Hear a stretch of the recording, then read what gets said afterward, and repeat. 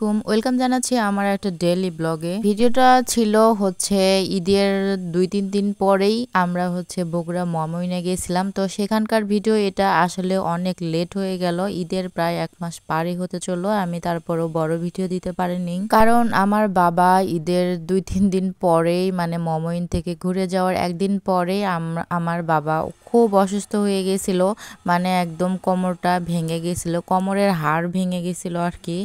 তো সেজন্য আমি কোনো বড় ভিডিও আপলোড করতে পারিনি, মনটা ভীষণই খারাপ ছিল। তো ভয়েস ওভারও করতে পারি নাই। তো ফাইনালি আজকে ভয়েস দিলাম। তো ভাবলাম অনেকদিন হলো যেহেতু বড় ভিডিও আপলোড করা হয় না, আজকে বড় ভিডিওটা দিয়ে দেই, কারণ ফোনের গ্যালারি একদম ভর্তি হয়ে গেছে বড় ভিডিও জমাইতে জমাইতে। আস্তে আস্তে সেগুলো এখন আপলোড করে দিব, কারণ আমার বাবা মোটামুটি এখন সুস্থ।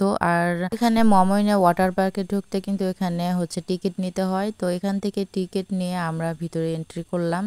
জায়গাটা এত সুন্দর, আমার খুবই ভালো লাগছে। কখনো এখানে আসা হয় নাই, ময়মনসিংহে অনেকবার আসা হয়েছে, বাট ওয়াটার পার্কে কখনো আসা হয় নাই। তো সেজন্য ভাবলাম যে ঈদের পরপরই হচ্ছে আজকে একটু যাই। তো এখানে এসে তো আমাদের খুব খারাপ অবস্থা, এতটাই খারাপ অবস্থা হবে আসলে জানলে এই গরমে কখনো আসতাম না।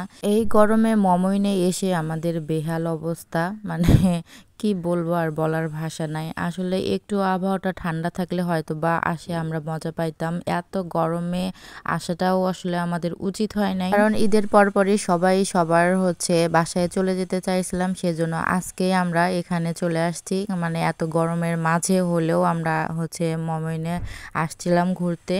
যখন আমরা পানিতে নামি তখন হচ্ছে একটু ঠান্ডা লাগতেছিল, বাট যখনই পানি থেকে উঠে সবাই রেডি হয়েছিলাম তখনই হচ্ছে অনেক গরম লাগছে। আর সবার চেহারা এত খারাপ অবস্থা ছিল, কি বলবো, আর খুবই খারাপ অবস্থা ছিল। তো এখানে আমার মেয়েকে একটু রেডি করাই দিছি, যে পানি নামানোর একদম ছোট ছোট ড্রেস ওকে পরাই দিছিলাম, যেন হচ্ছে যাওয়ার সময় আবার যেন চেঞ্জ করে নিয়ে যেতে পারি। আর এখানে দেখেন ওদের বাবা ওকে একটু ফার্স্ট টাইম হচ্ছে এরকম পানিতে ও নামছে, যে এতটাই খুশি ছিল। বাচ্চাদের খুশি দেখলে আমাদের মা বাবারও আসলে অনেক খুশি লাগে। আমার হাজবেন্ড আসলে এখানে অনেকবারই আসছে, কিন্তু আমি আসি নাই, কারণ এখানে আসতেই হচ্ছে কেন জানি আমার খুব একটা মনটা সায় দিচ্ছিল না, এই জন্য আসলে কখনো আসা হয় নাই। আমার মেয়েটা এত পরিমাণে খুশি হয়েছে এখানে এসে, আমি জানলে আগেও অনেক কয়েকবার নিয়ে আসতাম ওকে নিয়ে। আসলে কি বলবো, খুবই ভালো লাগছে ওর হচ্ছে চেহারাটা দেখে। বাচ্চাটা আমার পানি পেয়ে খুবই খুশি হয়ে গেছে।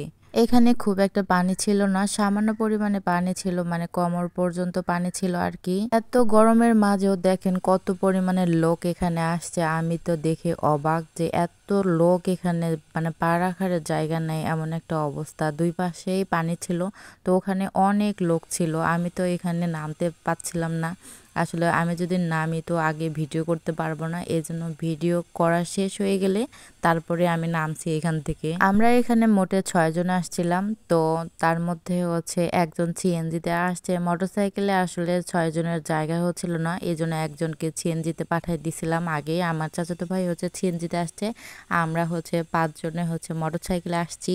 আমাদের বাসা থেকে খুব একটা দূরে না, আমাদের গোবিন্দগঞ্জ থেকে খুব একটা দূরে হয় না, খুব কাছেই, এজন্য অনেক তাড়াতাড়ি যেতে পারছি আমরা।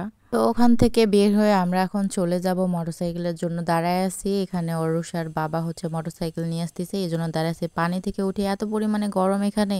তো যাই হোক, সবাই ভালো থাকবেন, সুস্থ থাকবেন, আল্লাহ হাফেজ।